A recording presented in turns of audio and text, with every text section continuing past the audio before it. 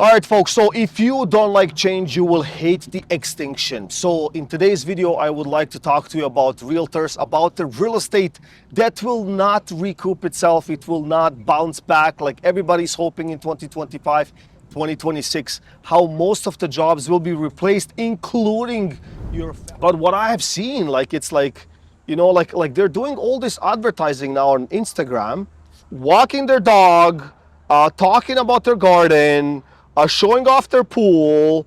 Who cares? No, I don't care. I really don't care. Unless I really know you and I have a relationship with you, I don't care about your dog. I don't care about your shoes. I don't care about you. I don't care. Period, right? If I'm buying a property, right? So your fellow realtors. So in this video, I caught on this particular phenomena, right? Way before ChatGPT. And I would like to get into a story, what I have talked about a colleague or person that moved from Dubai at that time, right? And they were very skilled, I would say salesperson, and very confident, very chest out, right? And at the time, I remember them telling me that I was way off, right? That people need that personal touch when buying, selling, trading, and all of that stuff, right? So even at that time, I started thinking about that, and then ChatGPT and artificial intelligence with open source AI came out, right? That was another layer. I have been working on stuff like that to try not solving, but salvaging this particular transition for the next maybe a month, maybe a year, or a couple of years at least, right? But this is what is happening, right? Like real estate is in this transitioning phase, and most people are hoping that due to lowering of interest rates, that things will just change, right? Like the market will pick up all of a sudden, and we will have this boom, amazing market like we had during the pandemic and the COVID and all of that stuff. But you're not forgetting that during that particular time, every single wheel was rigged for that perfect 777, if you know what I'm saying. Like it was made for it to make sense, right? Low interest rates, the money, funds, approvals, like amazing. Like wherever you went, it was just approved instantly, right? So that's something that today it is not happening. So now we add the speed, and speed is very important, right? If things or a product, in this case we're talking about real estate, is selling at an quick rate, right? Like DOM, days on the market are getting shorter, listings are getting shrunk, the inventory is being low, so automatically you will get a fear market, fear of missing out, because people will deploy their money, their finances, their everything that they have. They will gear and focus towards that because is definitely lacking inventory, right? So it's just a numbers game and all of that stuff, right? So of course, on top of that, when people see that there is actually a profit to be made, right? Because most of the people, including investors and the entire Toronto city, including Toronto GTA and maybe even Canada in these hub spots, major spots like Vancouver, Toronto, Ottawa, even maybe Calgary came up on the list and whatnot. Like they were building these shoebox condos, right? But eventually, when these investors were gone, we're seeing, right, point blank, that particular product cannot be sustained for the end user. So right away, we have seen the markets drop by 15%, 30%, 40%, right? And people want to get out. So what I have talked about a lot in my videos and the theme was that Toronto condos and condos general, they can sink the entire market, right? All the real estate sectors, because they're tied, they're linked to one another, right? People would borrow from one property, existing real estate matrimonial home, their personal house, and they would deploy it into a investment, pre-construction, and all of that, right? So the down payments came from something that they already had, which means more debt piled up on their portfolio, and so on, right? But talking directly to real estate agent at this point, obsolete. Like this new era, the new world, even when the markets pick up and when they come back, it will not look like it did from for some of these realtors, right? The 9 to 5, right? Like I buy a nice car, I buy a nice watch, I present myself well, and I go into it like that, and I try to sell you my services, and we move on. Because the AI and ChatGPT is replacing you, my dear friends. Like it's just replacing you like that. Why? Because buyers today, they go on ChatGPT and they say a prompt, right? Like they say what they want, right? So let's just give us an example here. So they would say, poor credit, Mississauga, spit out properties or give me examples of properties that are valued under $2.5 million, right? And ChatGPT will give them a list. So they can go even deeper. Then they say, hey, look, I want to be close to Poor Credit High School, let's say, right? Or Riverside for elementary school, or Forest Avenue, or a private school, right? Or whatever it is, right? So then they will say, hey, look, can you give me properties that are close to Riverside Elementary School in Poor Credit up to $1.5 million, right? You see what I'm saying? Like it will automatically dissect, it will automatically spit out, it knows the areas, it knows the price bracket, it knows everything. And on top of that, these buyers, they can do it 24/7, right? So one of the big problems with realtors, it's trying to find what they're looking for within the budgets. They're it was always like that, right? Like when you have that meeting, like we know, oh, I'm looking in Port Credit, then I'm looking in Georgetown, I'm looking in Scarborough, Niagara Falls, and Bradford. Like, hold on a second, that's a geographical area of an hour and a half, right? Like a circle. Like, what are you really looking for, right? Like, what's the most important thing to you, right? So then you start narrowing down and stuff like that, right? Now, you will also get frustrated, right? Because I'm sure when you hang up the phone, you're like, my God, these people don't know what they want, right? Like, that's just a common theme. However, ChatGPT will not have that problem, right? It will teach them, it will guide them, it will redirect them to the original prompt. Let's say they say, it is very important for me and my family, for my kids to go to a particular school or to go to a school with a particular rating, right? So chat, artificial intelligence, will be able to spit that out in 30 seconds, right? 5 seconds, whatever, right? So you see the problem. Now, getting back to my friend that just arrived from Dubai, and that was in 2017, 16, 17. And I remember talking to him, and I asked him about Dubai, and I asked him how it worked over there and stuff like that. And he told me, like, look, people were buying all these properties, units, condos, and whatnot. And before they sold them, they would sell the paper, right? So we call this in Canada, you amend your agreement and your property to someone else for a profit. You add that particular profit, right? So he would say, like, look, some of these units were trading hands between 10 to 30 times before they actually firm up and they close, right? So if this is true, please comment below if you have experience from that neck of the woods and Dubai and Abu Dhabi and all of that stuff. So I'm curious to know. So, but then when I start talking to him and whatnot, like even back then I said, like, look, like this system one day will be rigged, that will be obsolete. So right away, I remember in like a lobby, right? Like a hotel lobby hallway, I was talking to him because we had a conference and stuff like that. And he said, there's no way, because if you know how to sell, you know how to sell. I said, I understand, but people don't want to be sold. They want to buy a product. So they don't want to be sold a product, but they want to buy it, right? So what do I mean by that? They want data. That's what buyers want. They don't want you. They don't want me. They don't want your salespeople. And on top of that, I did not understand that for a long time, and I still don't get it. Like all these bus shelters, like that advertisement, the billboards and whatnot. Like there's not a single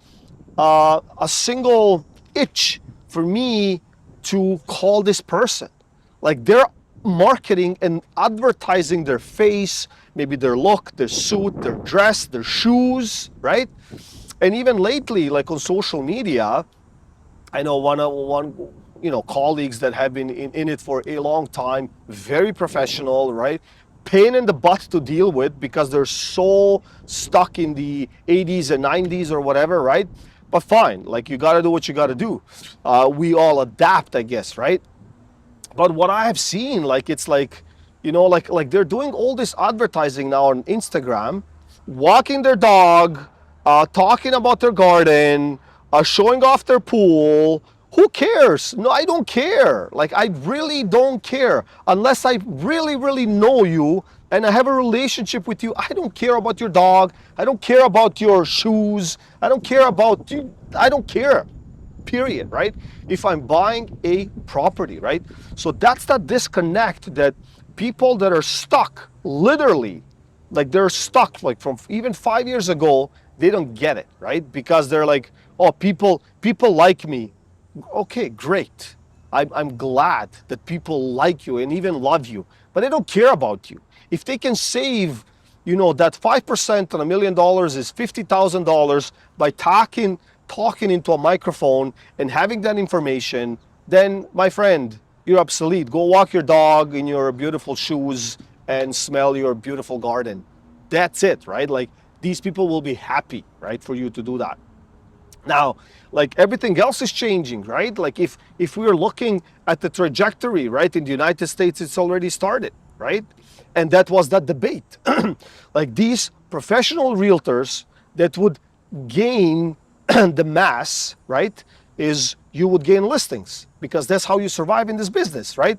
So as soon as you walk in, you negotiate the commissions for yourself as a listing agent, but then automatically you negotiate for a buyer's agent, right? So let's say 2.5 and 2.5, so total of 5%. Okay, great. So what happens? So in the United States, they changed it. They said, no. The seller will negotiate with you as your seller. So let's say it's 2.5%.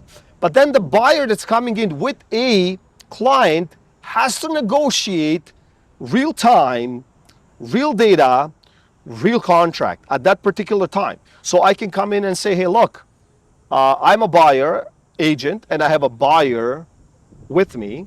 You give me 5%, we can have that sale done. You give me 10%, you give me 0.5%, you give me $100, you give me nothing, I'll just give you the buyer, right? So you see what I'm saying? So now there's additional friction into all of that. So getting back to ChatGPT and the OpenAI system, now we get involved into everything else. And I've spoke to, bank brokers, these people that are really fully immersed and they know that nothing can be done without them. Well, let me tell you, it can, right? Because if a person types in and this AI gets to this particular level, which it will very, very soon because it keeps updating while you're sleeping. So they put in a prompt and they say, hey, look, I have 100,000 in savings. These are my job. That's my salary. This is what I do. This is what I owe for my car. Ba, ba, ba, ba, ba, ba, ba, ba, ba. They press enter and it spits out. CIBC, 4.5%, 25-year amortized mortgage, blah, blah, blah, blah, blah. Give us a call, boom, right? So yes, for now, we'll have these human agents, right, working, right, and getting these leads here and there. But then eventually, it will go directly into the system, right? And CIBC will approve you on your CIBC app. It's very simple. You just have to put a link for the desired property and then you put it into that prompt of CIBC, TD, Scotia, whatever it is, and you have yourself a conditional deal between the bank and that particular property. And now what's missing, right? Because people say, well, you cannot replace me because I have to show you. Well, you can be replaced because they can call a certified realtor, right, that is associated with all these banks, right? And the bank can hire them as an Uber service to maybe pick up the client or maybe meet the client at the property and open that particular door for 10 or 20 or $30 a pop, right? So you see how everything now shifts from hundreds of thousands of dollars of earnings, it shifts down to pennies overnight, right? And that's if you don't adopt, right? There's still that phase of being in it while it fully transitions, when you can make a little bit. And I've been working on this for, I would say, 7 years right now. The process got speed up because, obviously, with artificial intelligence and stuff like that, I myself can get the data much faster, much quicker, right? Now, another big news, what happened, I made a video on top of that, right? So brokerages, right? Like what do brokerages have, right? They have a name, brand name, no brand name, whatever. They got agents, they're registered, we pay insurance, and brokerages have something that's called trust accounts. So in a transition, the listing is listed with a brokerage, a buyer from the same brokerage or other brokerages, right? And the buyer agents draft up a deposit check, right, to that particular brokerage as a courtesy of, yes, I'm buying this particular property. So it could be a sum of 10, 20, 30, 50, 100, $200,000, whatever the case is, in good faith. And that particular fund is deposited in a brokerage in the trust account. And then recently, right, in August of 2025, someone just took from that brokerage $10 million. So my question is, what is Real Estate Council of Ontario, RECO, doing about that? I mean, like, think about it. It took $10 million to realize that something is wrong. 10 million. Shouldn't it be like this much money comes in, and if one penny, I'm not talking a dollar, penny is missing, boom, red flag to RECO, right? Hey, look, it's a fraud. Somebody is trying to take the money. These are all clients' deposits, right? So let's move further a little bit on that.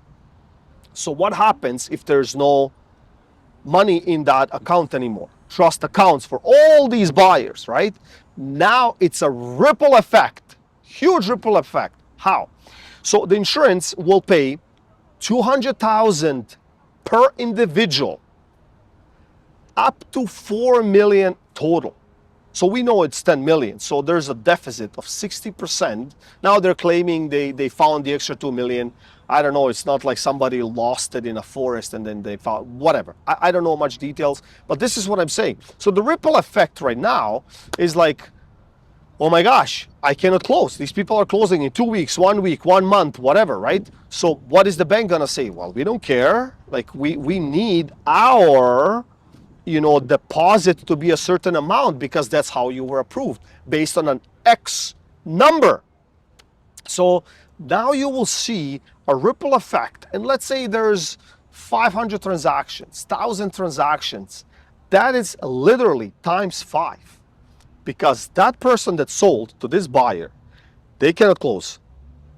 That seller is maybe also a buyer, and that seller to a buyer is also a buyer, and there's a chain link reaction, and then you see all these flaws with humans, with trust, and now that's another red flag why people will turn to a database and to artificial intelligence. Whether that's good, whether that's bad, I don't know. But people want to save money, people want to be quicker, people want something that they can trust and they can go back on, right? Because I said, you said, will not work anymore. That handshake got lost probably decades ago. Like, do you remember how people were making deals back in the day? They would shake the hand, no contract. I shake your hand and we have the deal done. Well, I hope you gained some value out of this video, and please like, share to somebody that you might believe that they can see value in this video, and I'll see you in the next one.